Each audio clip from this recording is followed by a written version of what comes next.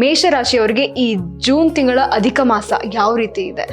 ಇಲ್ಲಿ ಜೂನ್ನಲ್ಲಿ 15 ದಿನಗಳವರೆಗೂ ಸಹ ಅಧಿಕ ಮಾಸ ಇರುತ್ತೆ. ಜೂನ್ 15ನೇ ತಾರೀಕುವರೆಗೂ ಸಹ. ನಂತರ ಇನ್ನು 15 ದಿನಗಳ ಕಾಲ ನಿಜ ಜ್ಯೇಷ್ಠ ಮಾಸ ಇರುತ್ತೆ.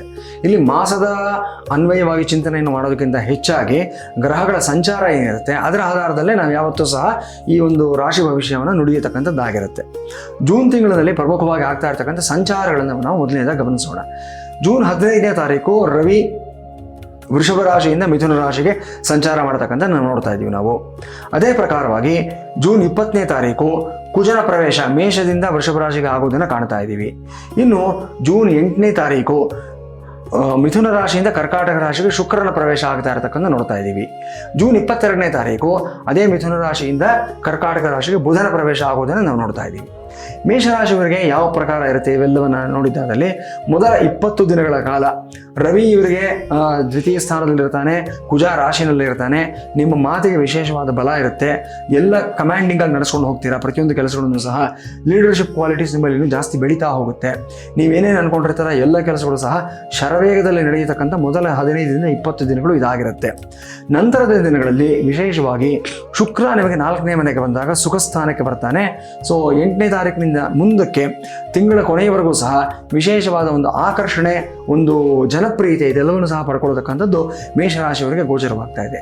ಬುಧ ಮಾತ್ರ ನಿಮಗೆ ತೃತೀಯ ಸ್ಥಾನದಿಂದ ಚತುರ್ಥ ಸ್ಥಾನಕ್ಕೆ ಬರುವಾಗ ಲೆಕ್ಕಾಚಾರಗಳಲ್ಲಿ, ಇನ್ವೆಸ್ಟ್ಮೆಂಟ್ಗಳ ವಿಚಾರಗಳಲ್ಲಿ ಜಾಗರೂಕತೆಯಿಂದ ಇರಬೇಕಾಗುತ್ತೆ. ಪರ್ಟಿಕ್ಯುಲರ್ಲಿ ಯಾವುದಾದ್ರೂ ಒಂದು ಲಾಂಗ್ ಟರ್ಮ್ ಇನ್ವೆಸ್ಟ್ಮೆಂಟ್ಸ್ನ ನೀವು ಮಾಡ್ತೀರಾ ಅನ್ನೋದಾದರೆ ನಿಮಗೆ ಅನುಭವ ಇಲ್ಲದೆ ಇರತಕ್ಕಂಥ ಇನ್ವೆಸ್ಟ್ಮೆಂಟ್ಸ್ ಕೆಲವೊಂದನ್ನು ಮಾಡ್ತಾರೆ. ಇವತ್ತಿನ ದಿವಸ ಈ ಬಿಟ್ ಕಾಯಿನ್ ಇನ್ವೆಸ್ಟ್ಮೆಂಟ್ ಮಾಡತಕ್ಕಂಥ ತುಂಬ ಜಾಸ್ತಿ ಆಗಿದೆ. ಸೊ ಈ ಥರದ ಟ್ರೇಡಿಂಗ್ ಯಾರು ಮಾಡ್ತಾ ಇರ್ತೀರಾ ಆ ಥರದವರು ಸ್ವಲ್ಪ ತಿಂಗಳಿನ ಮಧ್ಯಭಾಗದ ನಂತರ ಕೇರ್ಫುಲ್ ಆಗಿರಬೇಕಾಗತ್ತೆ. ಅನುಭವ ಇಲ್ಲದೆ ಇರತಕ್ಕಂಥ ಇನ್ವೆಸ್ಟ್ಮೆಂಟ್ಸ್ ಮಾಡೋದು, ಹೊಸ ಬಿಸ್ನೆಸ್ಗಳನ್ನು ಪ್ರಾರಂಭ ಮಾಡತಕ್ಕಂಥದ್ದು ಅಷ್ಟು ಶ್ರೇಯಸ್ಕರವಾದ ವಿಚಾರ ಆಗಿರೋದಿಲ್ಲ.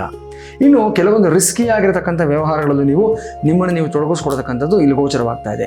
ಯಾಕಂದರೆ ಕುಜ ನಿಮ್ಮ ರಾಶಿಯಲ್ಲೇ ಇದ್ದುಕೊಂಡು ಅಷ್ಟಮಾಧಿಪತಿನೂ ಆಗಿರುವಾಗ ರಿಸ್ಕ್ ಟೇಕಿಂಗ್ ಮೆಂಟ್ಯಾಲಿಟಿಯಿಂದ ಜಾಸ್ತಿ ಮಾಡ್ತಾ ಹೋಗ್ತಾನೆ. ನಿಮಗೆ ಕೆಲವು ಕಡೆ ಸಮಸ್ಯೆ ಇದ್ರೂ ಸಹ ಗೊತ್ತಿರುತ್ತೆ, ಆಗಲಿ ನೋಡ್ಬಿಡೋಣ, ನನಗೆ ಈ ಕ್ಷಣಕ್ಕೆ ಆ ಥ್ರಿಲ್ ಬೇಕು ಅಂತ ಹೇಳಿ ನೀವು ಅದರಲ್ಲಿ ತೊಡಕೊಳ್ತೀರಾ. ಇಲ್ಲಿ ನಿಮಗೆ 70% ಪ್ರಾಫಿಟ್ ಆಗುತ್ತೆ, 30% ಪ್ರಾಬ್ಲಮ್ಸ್ ಆಗುತ್ತೆ.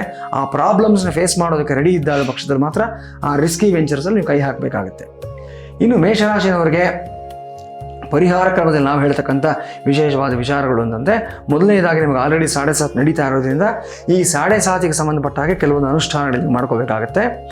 ಆಂಜನೇಯನ ಸನ್ನಿಧಾನದಲ್ಲಿ ನಿಮ್ಮ ನಕ್ಷತ್ರಕ್ಕೆ ಕ್ಷೇಮತಾರೆ ಇರತಕ್ಕಂಥ ಮಂಗಳವಾರದ ದಿವಸ ಅಥವಾ ಶನಿವಾರದ ದಿವಸ ಪವಮಾನ ಸೂಕ್ತದಲ್ಲಿ ಅಭಿಷೇಕವನ್ನು ಮಾಡಿಸ್ತಕ್ಕಂಥದ್ದು.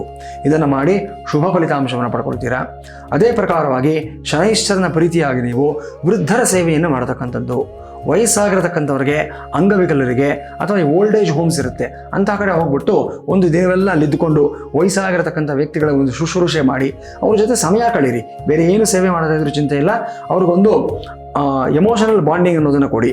ಕೊನೆ ಪಕ್ಷ ನಿಮ್ಗೆ ಎಷ್ಟಾಗುತ್ತೋ ಅಷ್ಟೊಂದು 500 ರೂಪಾಯಿ 1000 ರೂಪಾಯಿ ಡೊನೇಷನನ್ನು ಈ ವೃದ್ಧಾಶ್ರಮಗಳಿಗೆ ಕೊಟ್ಬಿಟ್ಟು ಬರೋದ್ರಿಂದ ಸಹ ವಿಶೇಷವಾದ ಲಾಭವನ್ನು ಪಡ್ಕೊಳ್ತೀರಾ. ಅನುಕೂಲಗಳಾಗುತ್ತೆ ನಿಮಗೆ.